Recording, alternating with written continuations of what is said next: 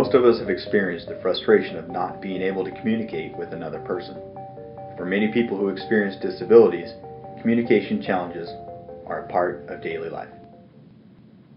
Imagine being unable to relay basic wants and needs to another person because of the inability to speak. Or what if you were fluent in another language or device, such as American Sign Language or use of a speech-generating device, but for some reason couldn't use it? What if you couldn't understand the words and actions of others during a crisis?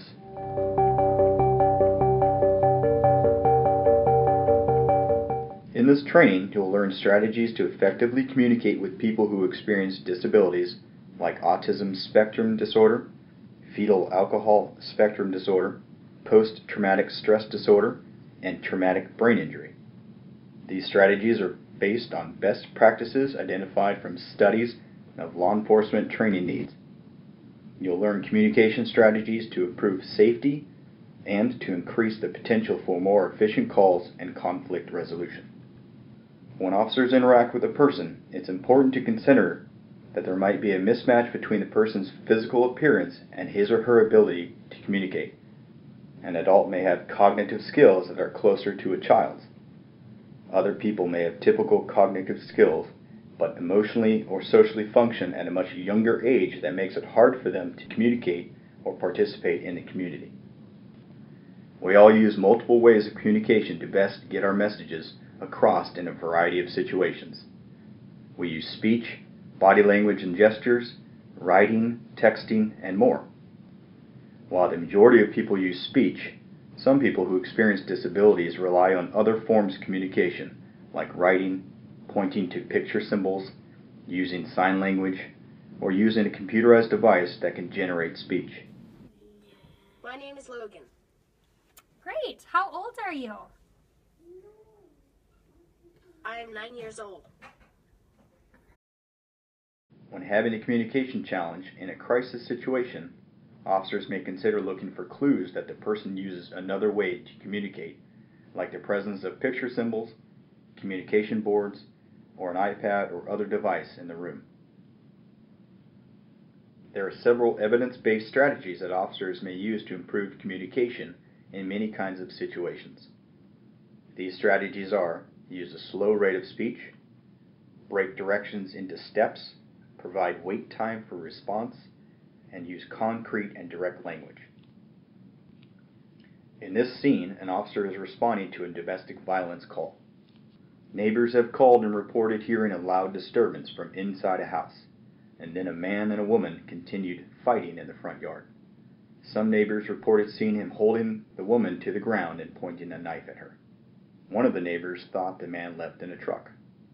While other officers are interviewing the woman who appears to be the victim, the police are knocking on neighbors' doors. At first, the officer is talking as he would in a typical interaction, which isn't working very well with this person with a disability.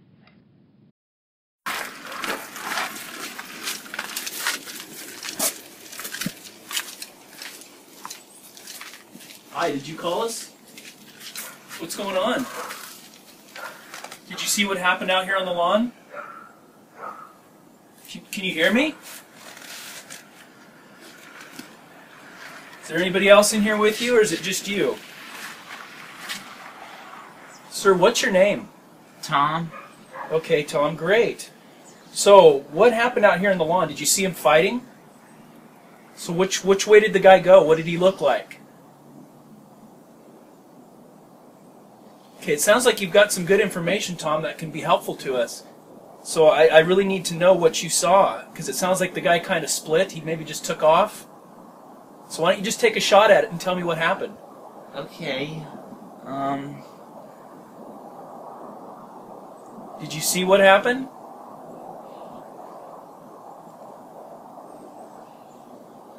Okay, I'm sorry, Tom. My name's Sergeant Rock. I'm with the Anchorage Police Department. Would it be okay if I came inside and we talked about what happened, what you saw?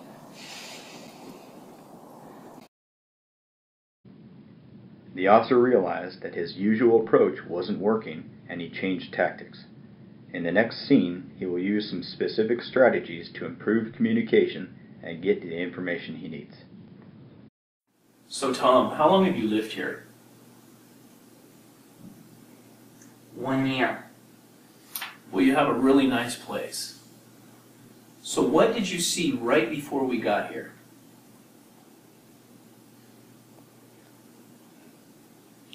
They were yelling. He was yelling at her. He held her to the ground. I think he had a knife. She was scared. Is she okay? She's gonna be okay. She was scared though. So what did you see happen after he held her to the ground?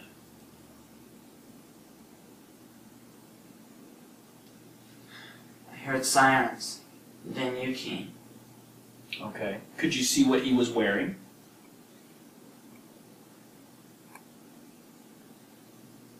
Jeans, black t-shirt, and gray tennis shoes. He ran to the house across the street when the sirens were being loud. Can you get that information out, please? Can you describe the house for me, Tom? Let's see what he did. Using a slow rate of speech helps people with disabilities process information. Stress and environmental input, like noise and flashing lights, may make it harder for the person to understand you. Slowing your speaking rate allows time to process. Breaking directions into sequential steps helps with comprehension and gives the officers an opportunity to make sure the person has understood each step. Too many directions at one time can cause a person to be confused or panic. Pausing and waiting after giving a direction or asking a question may help get a verbal or behavioral response. You may need to wait up to 10 seconds or more, depending on the person.